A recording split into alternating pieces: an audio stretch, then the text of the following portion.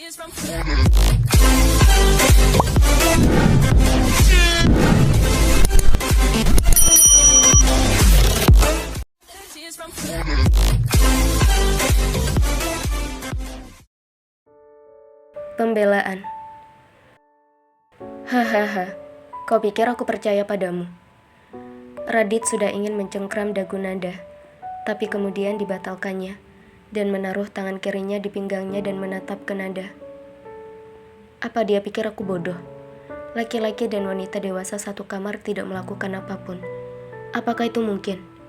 Cuy, kau bahkan lebih parah daripada Viola dengan menyangkal hal yang seperti itu. Gumam Radit dalam hatinya tak percaya pada Nada bahwa apa yang dikatakan oleh Nada adalah benar.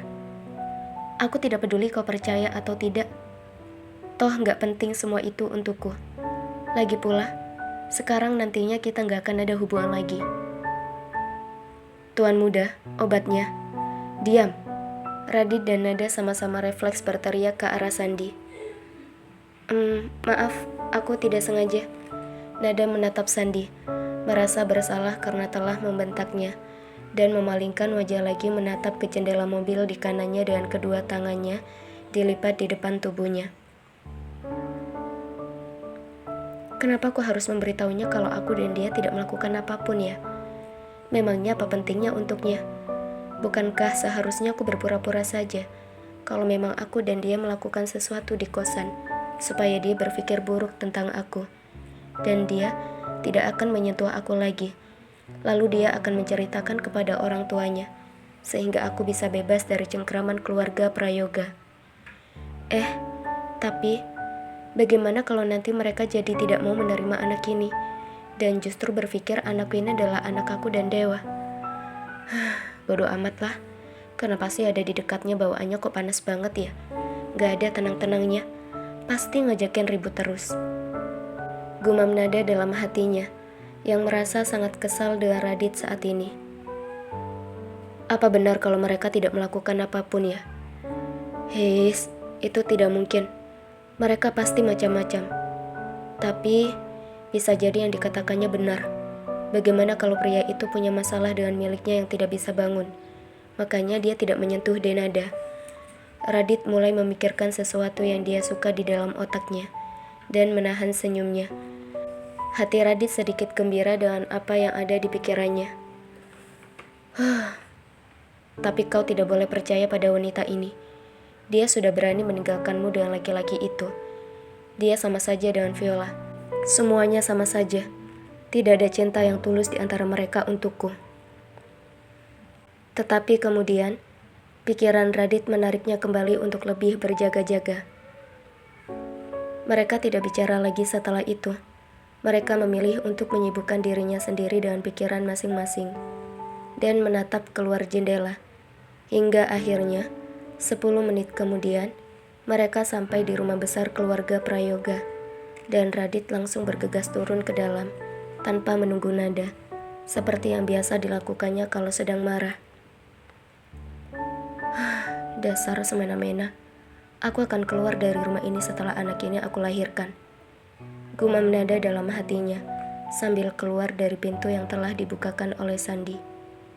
Terima kasih ya, berikan obat yang tadi padaku, pinta Nada sambil menengadah tangannya kepada Sandi.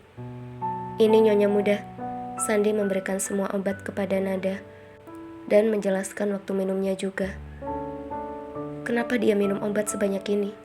Nada mengernyitkan dahinya sambil menaruh obat-obat itu di dalam kantong celananya. Tuan muda kena tipes minggu lalu dan sudah seminggu bed rest di rumah. Baru hari ini beliau bisa bekerja. Apa? Dia sakit? Nada seakan tidak percaya dan bertanya ulang kepada Sandi sambil mengernyitkan dahinya. Sandi mengangguk. Tuan muda demam tinggi. Waktu itu saya menemuinya sedang sendirian di dalam kamp. Apa yang kamu lakukan di sana? Kenapa tidak masuk ke dalam?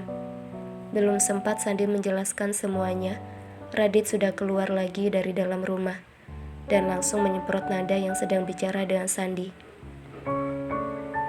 Kita bicara nanti lagi ya. Bosmu yang gila sudah ngomel. Nada bicara dengan suara berbisik pada Sandi.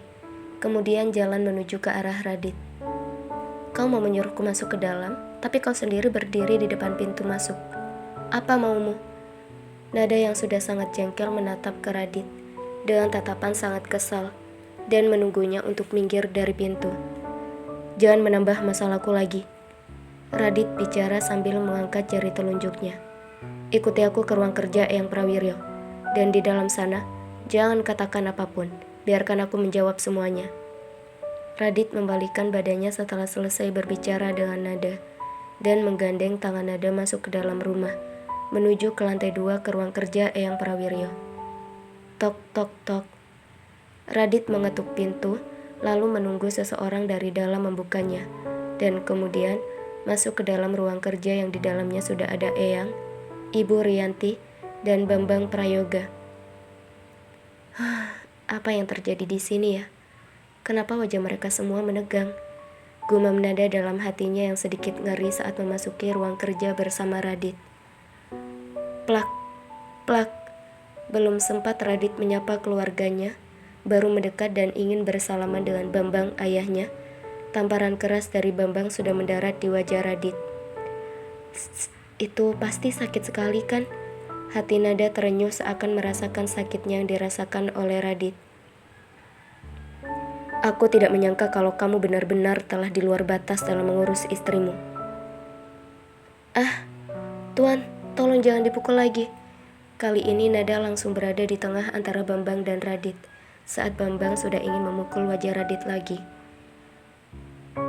Raditya gak salah sama sekali. Tolong jangan dipukul lagi. Dia baru sembuh dari sakit. Apa? Radit sakit? Giliran Rianti yang kini berteriak mendengar apa yang baru dikatakan Nada. Nada mengangguk dan segera mungkin mengeluarkan obat yang ada di kantongnya. Ini obat-obatan yang harus diminumnya, karena Radit baru saja agak baikan dari sakit tipes. Siapa menyuruhmu menceritakan semuanya pada keluargaku?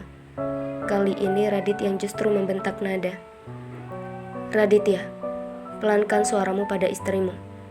Eyang Prawiryo akhirnya berbicara. Gak apa-apa Eyang, aku yang salah. Aku bahkan gak ada selama dia sakit. Nada menunduk dan benar-benar merasa tidak enak karena rasa bersalahnya pada Radit. Jadi benarkah mimpiku waktu itu kalau dia sakit? Tapi pasti Sandi disuruh olehnya untuk tidak bicara macam-macam kepada Dimas. Orang ini kan egonya tinggi sekali. Dia pasti tidak mau terlihat sakit di depan Dimas. Gumam Nada dalam hatinya, mencoba mengambil kesimpulan. Bukan salahmu karena tidak mengurusnya, Nada. Itu karena salahnya sendiri yang sudah mengusirmu kan? Giliran Rianti sekarang yang membela Nada, lalu berdiri menarik Nada dari Radit dan memeluk Nada. Maafkan ibu karena tidak tahu kalau kamu sampai kesulitan karena anaknya ibu dan sampai harus bekerja kasar seperti itu. Rianti melanjutkan kalimatnya saat Nada dalam pelukannya. Bukan salah Raditya, Bu. Itu salahku yang membuatnya marah dan membuatnya mengusirku. Nada berusaha untuk membuat Rianti tidak marah lagi kepada Radit.